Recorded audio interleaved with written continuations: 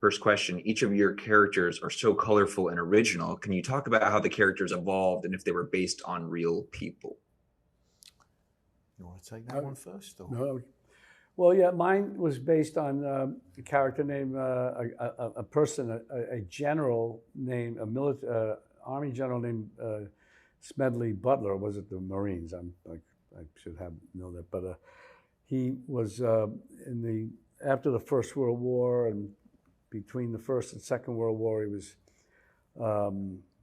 quite outspoken about what he felt about war and about wrote a book called War is a Racket, which was unusual for someone of his stature,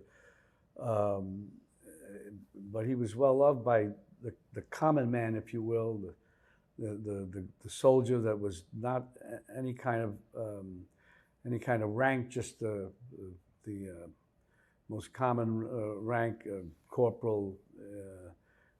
They all respected him and loved him, and he stood up for them.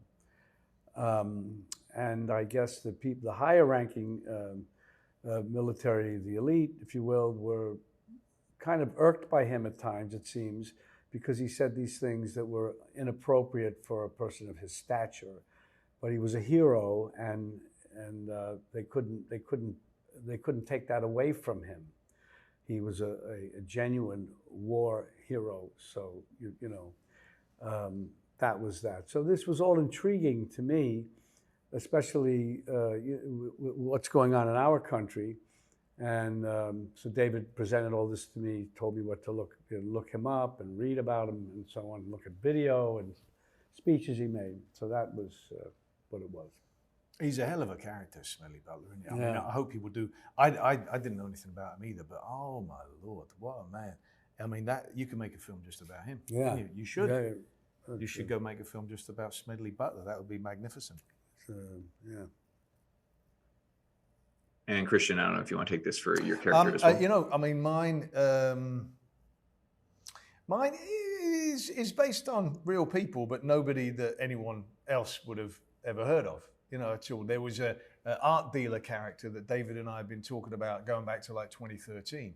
And then David said, come to this Greasy Spoon Diner, and he was telling me about Smedley Butler and this event in American history that neither of us had ever heard of. And our jaws were on the floor, and we said, let's keep looking at this. And we looked at the Jazz Age and the 30s and documentaries and just started to form an idea of a character that we wanted to hang out with, a character that we would love, and a character we wanted to be friends with. And so we were looking at returning war veterans and certain photographs you'd see, of that. There was a doctor named Shields who my character Bert gets mistaken for quite often, story of his life, as he says. Little mannerisms that come from my son. Another bloke that I saw walking down the street and like a stalker followed him for ages, copying in his mannerisms and made it into that. You get influences from all over the place, but no one's ever heard of Bert Berenson outside of our film Amsterdam. Great. Now, you've both worked with David in the past. What is it about his filmmaking style that appeals to you? We keep coming back. Yeah, we keep coming back to it. He's original. He's unique. He's a truly great filmmaker in that respect. He has a way of working unlike anyone else I've ever worked with, and the films they're really uniquely his. Like any great filmmaker, you really know this is a David O. Russell film. Certainly. That's it. All right. Now, this is quite an impressive cast. After having read the script, how well cast would you say the actors were for their roles? Perfect. Everybody was terrific. Perfect. I mean, there were Alessandro Nivola was in it. He had a kind of a supporting. I didn't even recognize him at one point. He was very funny. He had all the actors. I can't even remember the names. They're all terrific. Everybody was special. Yeah, we were very blessed with the incredible cast that we ended up getting together. And David's got such a skill for using people in a way that they often haven't been seen before, you know. Real, oh my God, what a pleasure, what a surprise to have all those people come and join us, you know, but most especially obviously with Bob, but, you know, coming from just David and me sitting in a diner together, and suddenly, wow, you know, what a cast and what a crew as well. And Chibo, you know, the DP, just phenomenal. These are like the best of the best. That's a perfect segue for the next question. Can you talk about the amazing contributions of the team behind the camera, like the DP you were just saying, production designer Junie Becker, Jay Cassidy, or anyone that stuck out to you? Absolutely. Look, I mean, David was so generous. He invited me into the edit room, so I got to be there with Jay, who's just an absolute master.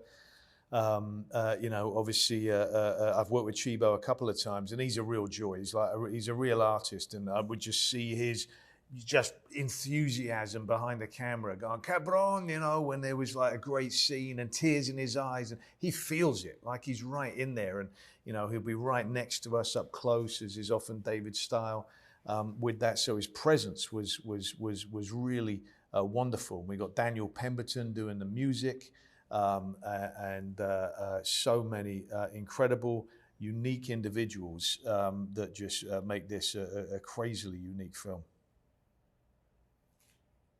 And there were even lines, like there was a line from Mango, the dolly grip that ended up in the film. Something he said to David one day, and David loved it. And he was like, Christian, Mango just said this. Great. We threw it in the film, you know? Makeup people, phenomenal. Chris Gallagher. Oh, my Lord, the best. Nancy, Bob's dog. Oh, yeah. My Lord, Nancy. Who just made the film, stole the film, you know? Where is she? Where, Nancy? Nancy, where are you? Here's Nancy. Our little Nancy. Dylan Beck's dog from the film. Come here. Oh, my goodness. Hello. Okay. If anybody ever gets the chance to work with Nancy, they have to jump at it. It's you know, a wonderful experience. She totally believes in her cat. I always feel like animals and children are the best actors. You know? They're always great. You never know what they're going to give you, so it's great. The best boy, right? Nancy. All right. We have one more question. There are many important themes in the film. Which one do you feel is the most powerful and will stick with audiences once the film is over? I believe optimism. Optimism, staying optimistic no matter what, staying joyful in the midst of miserable bastards, not letting life crush you, not letting life cause you to feel hatred, not letting it make you cynical, you know? So use what happens to you in life to fix yourself and to build yourself stronger rather than be destroyed by it. That's what I love so much about these characters, and it's what I love so much about David's films.